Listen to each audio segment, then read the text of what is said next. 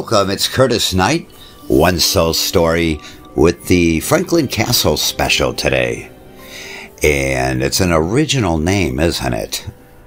But this story is going to be about ghosts and demons and no, it's not. Rather, it's going to be a story of a time in my life where I think my spirituality started to be born. As you'll see, I met Mickey Deans. His real name is Mick DeVinco. He was the fifth and last husband to Judy Garland. Actually, he found Judy's body in the bathroom. So, and Mick taught me so much. So I can't wait to get to the story. And also, there is a ghost or two. But hey, it's the Franklin Castle. So I'm excited to tell the story. It was a very memorable time in my life. I think I was about 24. And I experienced a lot in the month or so that I stayed there. So let's get to it.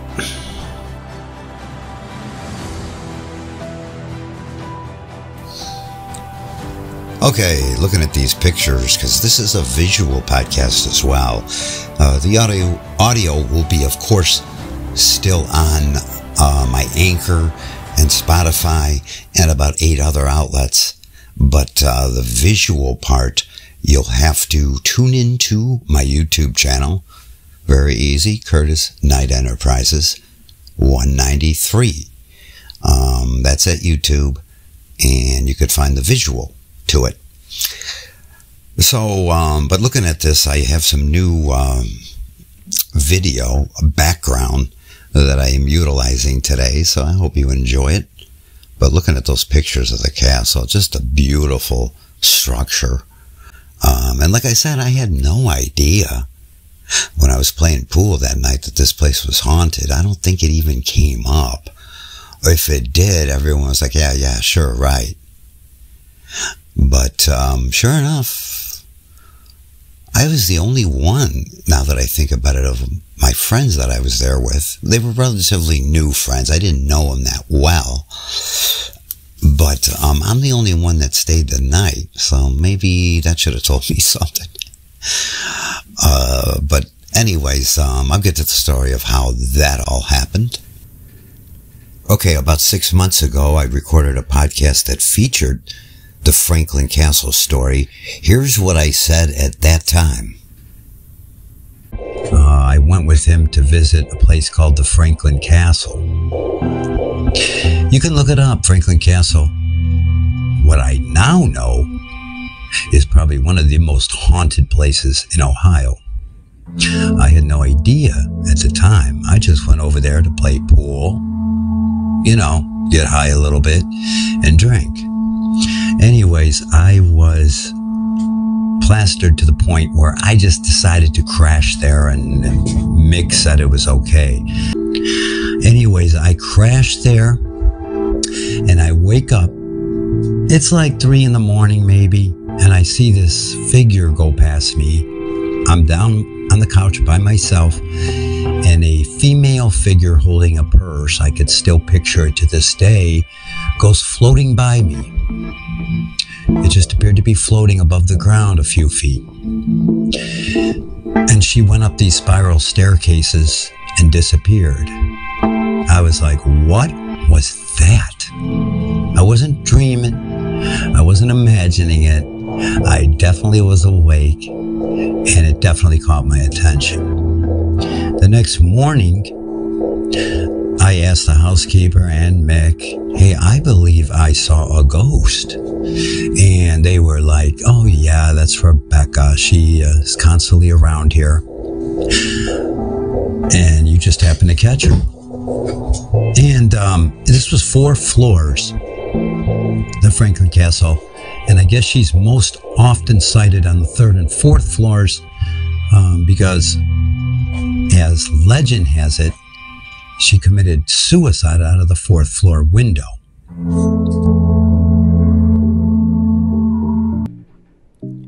And that actually turned out to be untrue.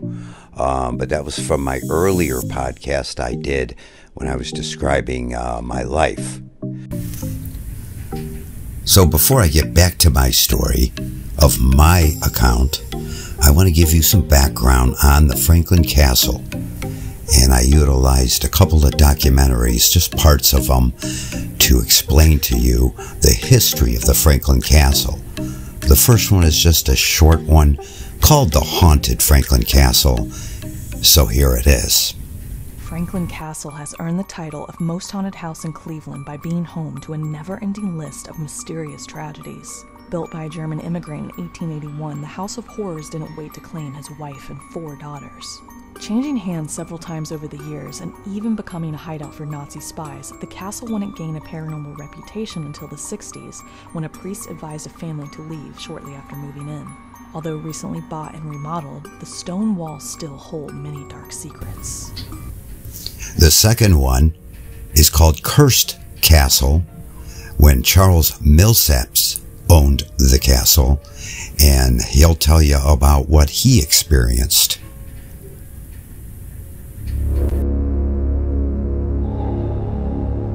I did not necessarily believe that the Franklin Castle was haunted when I got involved with this. Over the years, the house itself sort of changed my mind. I've lived here on the property for 6 years, and to me it was about saving the house. It was about the history, the architecture. I see the house as a piece of art that needs to be put back together. The ghost and the paranormal, that was something maybe I wasn't fully prepared for. But there has been a lot of weird experiences in the house as we've been doing some work. I think I'm alone, and then you hear somebody walking upstairs, and I assume someone's already up there, and then I go upstairs and there's nobody there. There might still be some people here that have been here a lot longer than me, and as far as I'm concerned, I'm just one more part of the story. But I've seen photos and I've seen video that I cannot explain. It was in 1881 that they built what is now known as the Franklin Castle, the Tiedemann house.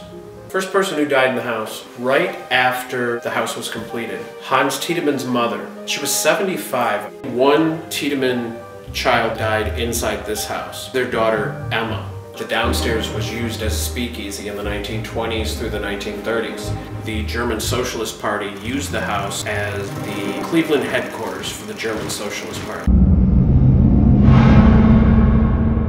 One of the main things in my experience in the castle has been down in the servants level. One of the things that we have continued to see is a servant girl walking out of that doorway that used to go into the kitchen. The photos that we've always seen of the woman in white have been in the reflection of the mirror of the fireplace, and in that reflection you see the kitchen door, and that's where we see her walking out of the kitchen door. But sometimes she's farther back in the doorway, sometimes she's out in the room, sometimes she's in the doorway, and even a video of her running across the room in front of the fireplace here.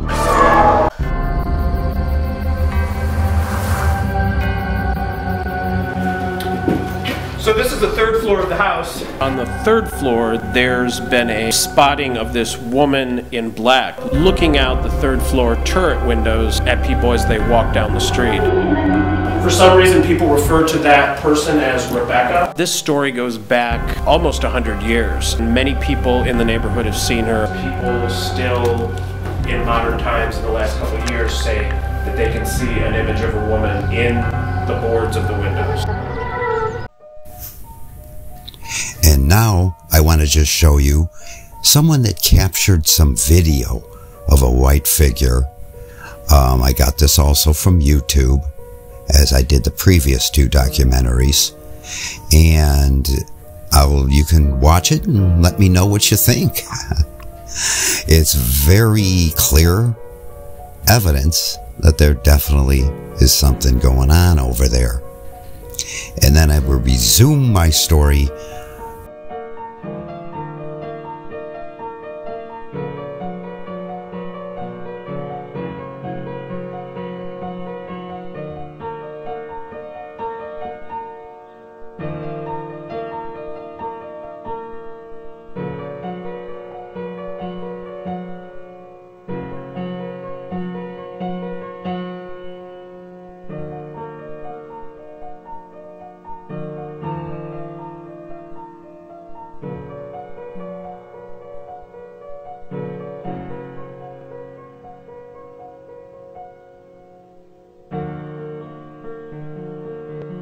Michael DeVinco, Judy Garland's fifth and final husband, bought the house in 1984. For a little more closer look at Mickey Deans, I pulled this off YouTube from a very short documentary that was done about him. Mickey Deans was a musician and entrepreneur, and the fifth and last husband of actress Judy Garland. Early life: born Michael DeVinco in Garfield, New Jersey on September 24, 1934, Deans was the youngest of three children of Mary and Michael DeVinco. He grew up in a musical family, playing the piano and accordion. In 1966, according to Dean's book Weep No More, My Lady, he met world-renowned actress and singer Judy Garland at her hotel in New York. A mutual friend of theirs asked Deans to deliver a package of stimulant tablets to Judy. Deans recalled that she seemed cordial but disoriented. Judy's children Joe and Lorna were present, and Deans felt it appropriate, under the circumstances, to introduce himself as a doctor. After 3 years of intermittent dating, Deans proposed and they were married on March 15, 1969, in London. Deans tried his best to promote Judy's career toward the end of her life, but, as previous husbands had found, it was impossible to control Garland's excessive use of prescription drugs. Deans discovered Garland dead on the morning of June 22, 1969. The coroner's autopsy later determined he died from an accidental, incautious overdose of barbiturates. He later moved to Cleveland, Ohio and became a producer of police fundraising events. In 1985, he bought the Franklin Castle, a historic 4-story stone mansion on Franklin Boulevard in Cleveland's Ohio City for $93,000 and had it restored. After selling Franklin Castle in 1999, Deans lived in Northfield, Ohio and was known as colorful local figure until his death. Deans died of congestive heart failure in Cleveland, Ohio on July 11, 2003 at the age of 68. Now I'm going to elaborate a little bit more on that event of seeing the ghost. So I'm laying there and all of a sudden, you know when you have the presence that someone's coming into the room, I woke up. So, and I see the lady, she's almost like a couple feet off the ground, which is consistent with what I've learned ghosts. It's between our side and the other side, and it's 3 feet above our version of ground level. So that struck me, and she had a black dress on and a purple purse in her right hand. She didn't seem very concerned with me at all. She just flowed, almost fluidly, smoothly flowed by, but yet she had a pretty solid body. She wasn't like see-through. And then I see her go up the little spiral staircase that leads up to the front entrance door. I'm in the guest quarters, the servant level, I guess, if you will, on the first floor on the couch. That's where the kitchen is, and that's where the pool table was, and Mick liked to entertain people down there. So then I see her just go through go up these spiral staircases, and then she did kind of disappear, like into the air as she rounded the corner up through the steps. I was startled, but not scared. I didn't feel threatened, but I was thinking, wow, who was that? And then I just buried myself under the covers. And so the next morning, like I said, Mick and the housekeeper were both like, yeah, I mean, you must have seen Rebecca. Everyone referred to her as Rebecca. I don't know where that came from, but now that I know the history of the place, it probably was Amma. Although, because they could take their form as 30-year-olds. They say we're all 30 over there, so that would be consistent. She definitely looked around 30 years old. And that was my first experience with ghosts. It wouldn't be my last. If you heard my other episodes, I also saw one at the Comedy Store in Hollywood. Comedy Store is very noted for being haunted. My friend Jeff Scott played the piano and was a comedian and opened up the acts there. And one night I was hanging out with him, and I went upstairs. There's a track that's up there that runs around the perimeter above the comedy stage and all that. And I saw a man leaning against a railing. And I was kind of spooked. And so I turned around and went back down, and I go, Jeff, there's someone up there, because we were the only two in the building at the time. And we go back up there. Of course, no one's there. And Jeff then confided to me that, yeah, they have seen someone up there, and this place is haunted. Now, also at the Franklin Castle, I went up to the 4th floor one day when I was there. Nobody was there. I wanted to feel for myself, because I had heard rumors that's where a lot of the ghost activity is, the 3rd and 4th floors. And it felt cold in there, and I felt very bothered. Definitely picked up on just some bad energy, and I couldn't stand up there too long, and I then went back down. Now, in the 4 weeks or so, I don't know exactly how long I was there for. I know it was at least a month, and I had keys to the place, and like I said, I was selling for him for his police organizations and raising money for the cops. That was his business. And Mick was a very tough guy. He was like the New York Mafia kind of dude. He would tell you whether you're doing something wrong and get right at you. And being a sort of green 24-year-old, sometimes I would get mad at it, but then in retrospect, he really helped me. I mean, he took the time to teach me how to play pool properly. He also taught me how to sell. He would work with me. He would tell me and suggest things. So I appreciated him so much. And I'll never have a bad word to say about Mickey Deans. Mick showed me Judy Garland's old dresses, which was kind of cool. At the time, I didn't know much about Judy Garland. But then after I looked into it, I was like, wow, yeah, she was a big deal. Wizard of Oz? Are you kidding me? And, but she had struggles with the prescription drugs, as 5 different husbands found out, and that eventually claimed her life. But Mickey Deans, what an experience I had there. I'm trying to think what else. Oh yeah, although I would hear things, like someone walking, I never saw the ghost again during my 4 weeks there. Now, I have a theory. Mick made that into such a home. It was beautiful.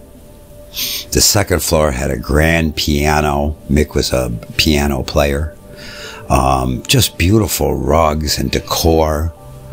The 3rd floor were more of the bedrooms. And the 4th floor, he was building a movie theater, which I don't believe he ever got done. But he made that a home, which I think that's why the spirits were pretty happy there. In the years after Mick sold the place and left and moved to Northfield, different owners tried to turn it into commercial things, a bed and breakfast, which actually I think would have been a great idea. But things happened to prevent it, I believe, from the spirits. One lady, I don't know her name, that bought it, she had a fire that happened, electrical fire, that prevented her from staying. And so I'm told it's privately owned again, and I don't know what's going on with it, but it was a magical place for me back in 1989. So all in all, just a positive period in my life where I grew spiritually. My exodus from Franklin Castle came quickly and swiftly. As I stated, I was selling for him, but I just lost the mental commitment and attitude to sell for him anymore. It just became too tough trying to get money out of people in the name of the Cleveland police. It was exhausting, and as I could not sell anymore, Mick told me that it's time for me to leave, give me back my keys, and I left, and we never spoke again. But still, I look back fondly on the Franklin Castle. It was a very exciting time for me. The start of my quest to find out more about what are ghosts. Are they trapped in between this world and the other side? Do they have unresolved business? That's why they're hanging on. Eventually, I've believed they will go to the light and go to the other side. But I'm here to tell you, ghosts are absolutely real. They're nothing to be fearful of. And once I started learning about spirituality, I couldn't stop learning. I wanted to read everything about it, and I did. And I believe that has saved my life, because I don't live within my body anymore. I live outside my body. Some say the soul is 3 inches above your head and you're manipulating your body. Who knows? But my point is to become more spiritual is the best thing that has ever happened to me. The best. I want to thank everybody for watching the Franklin Castle special. God bless you. This is Curtis Nite, One Soul Story. Adios for now.